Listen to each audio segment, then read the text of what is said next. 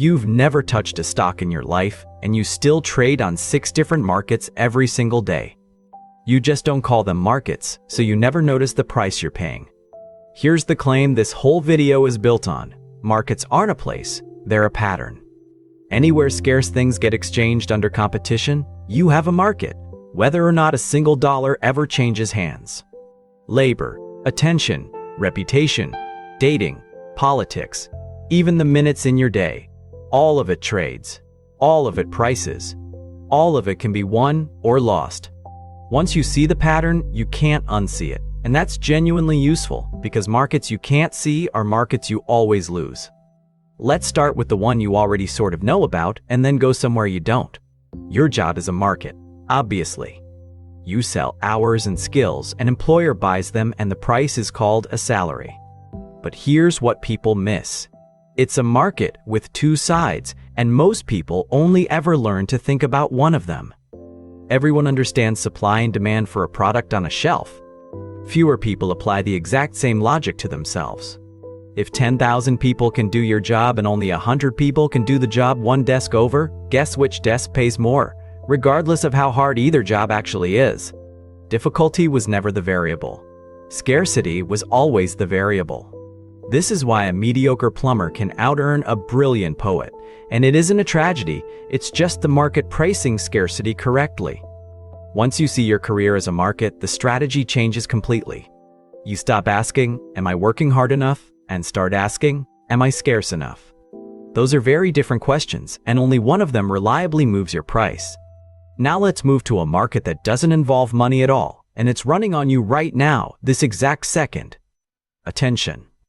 Every platform you open is a marketplace, and the product being sold is your focus. You are not the customer of most apps on your phone. You are the inventory. Advertisers are the actual customers, and they're bidding in real auctions happening in milliseconds for the chance to occupy a few seconds of your eyeballs. This is not a metaphor. It's called programmatic advertising, and it is a literal functioning stock exchange for human attention, with prices that move in real time based on who you are and what you're doing. Which means every headline you've ever clicked was priced to beat your willpower. Not written to inform you. Written to win an auction against every other headline competing for the same 3 seconds of your day. The scarce resource here isn't information. Information is infinite now. The scarce resource is you, specifically the hours you're awake and capable of focusing, and that number is brutally, permanently fixed. Roughly 16 waking hours a day, for as many years as you get, and not 1 second more, no matter how much money enters the picture.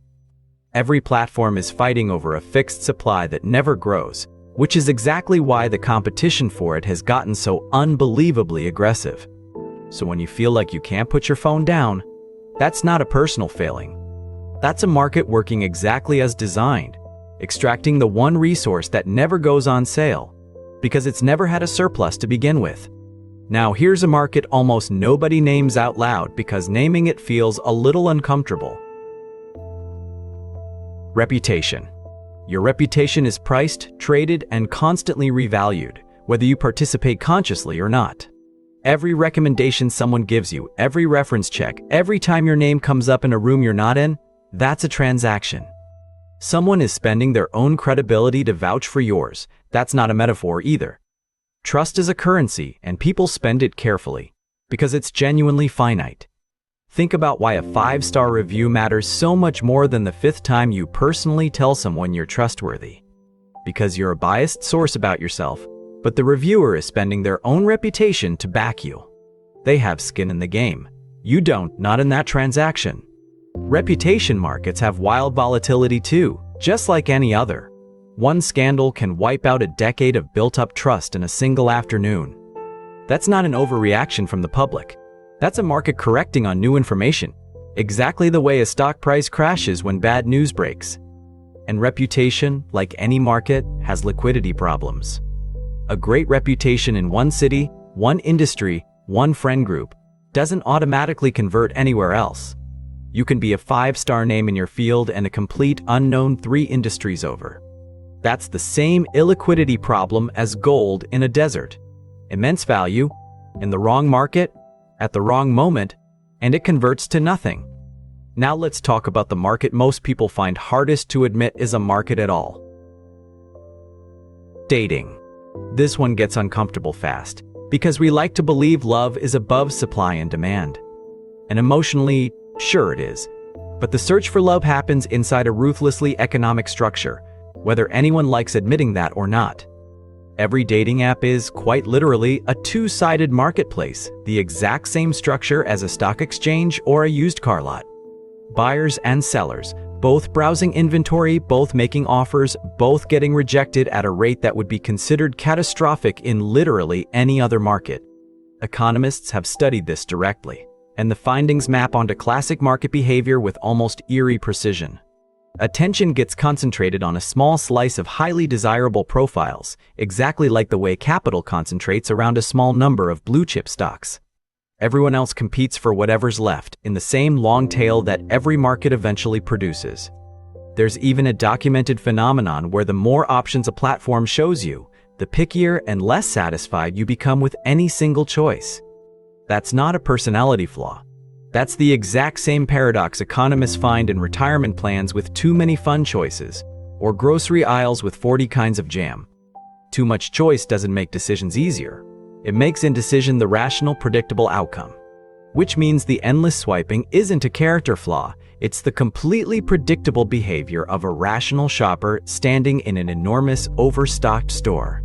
Now let's climb one level higher into a market most people think is about ideas. Politics.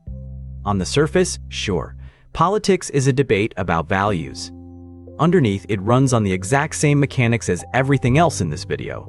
Scarce resources, competing bidders, and prices that move based on supply and demand. The scarce resource in politics is attention and trust at massive scale. A politician is, in the most literal economic sense, selling a promise in exchange for two currencies, your vote today and your continued attention afterward. Campaign spending is a bidding war for exactly that attention, run through the same auction logic as any advertising market, just with higher stakes and louder music. Polling is a live price feed. It's a stock ticker for public trust, updated daily and treated by every strategist in the building exactly like a market signal, because that's precisely what it is. Even legislation gets traded, quite literally, in a process with the wonderfully honest name horse trading. One vote exchanged for another vote, one favor exchanged for a future favor. That's a market. Dressed up in suits and formal procedure. But a market all the same. And just like every other market in this video, politics has its own version of a decoy, its own version of anchoring, its own version of the pre-check default. Extreme positions get proposed specifically to make moderate positions look reasonable by comparison. That's a decoy. The first number thrown out in any negotiation becomes the anchor everyone measures against, whether or not it was ever realistic. None of this makes politics less meaningful. It makes it exactly as human and exactly as exploitable as every other market we've covered. Now for the biggest one. The market's so fundamental that every other market in this video is secretly built on top of it. Time. Time is the only truly universal currency because it's the one resource every single human being holds an identical, fixed supply of. You cannot mine more of it, borrow more of it, or trade one day for two tomorrow, no matter how wealthy you become. Every other market in this video is, underneath everything, actually a time market wearing a disguise. Your job trades your time for money. Attention platforms trade your time for advertising revenue. Reputation is built, slowly, by spending time being reliable over and over until trust accumulates. Dating is, painfully often, a search for someone worth spending the rest of your limited time on. Even politics is a fight over whose priorities get to consume the collective time of an entire society. Every single market on this list ultimately settles its accounts in the same final currency, and that currency is your hours. Which is why the phrase time is money isn't a cute saying. It's closer to a literal exchange rate, and once you take it seriously, it recalibrates almost every decision you make. So here's the actual insight underneath everything we've covered today. You've been trading in 6 markets your entire life, and only one of them, your job, ever bothered to show you a price tag. The other 5 have been running in the background the whole time, invisibly setting prices, allocating scarce attention, and rewarding certain behaviors over others, with or without your permission. That invisibility is not an accident. Visible prices invite negotiation. Invisible prices don't. A market you can see, you can strategize against. A market you can't see just quietly extracts from you, one unnoticed transaction at a time. So here's what you actually do with all of this, and it's the same instinct in every single case. First, name the market. Ask directly, what's actually scarce here, and who's competing for it? In your career, it's specific, hard to replace skill.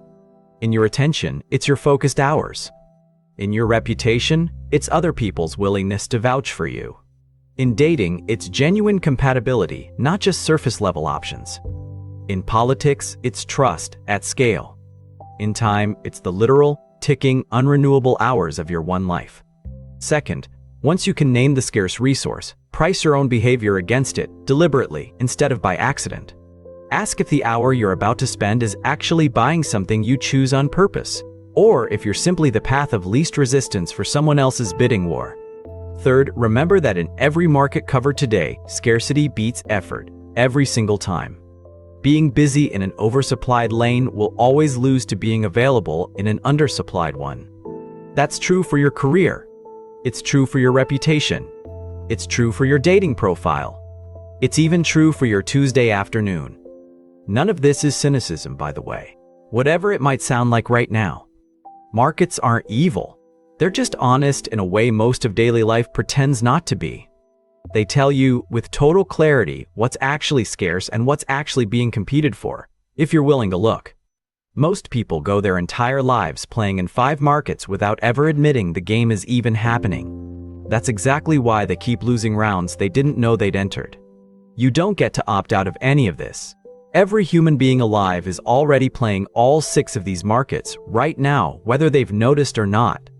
The only real choice left on the table is whether you play blind or whether you finally play like you know the rules. If this reframed how you'll look at your next email, your next scroll, your next favor asked or granted, that was exactly the point. Subscribe, because next time we're pricing the one market everyone assumes is priceless, until you actually watch someone negotiate it. And the next time something feels free, stop and ask what market it's quietly pulling you into.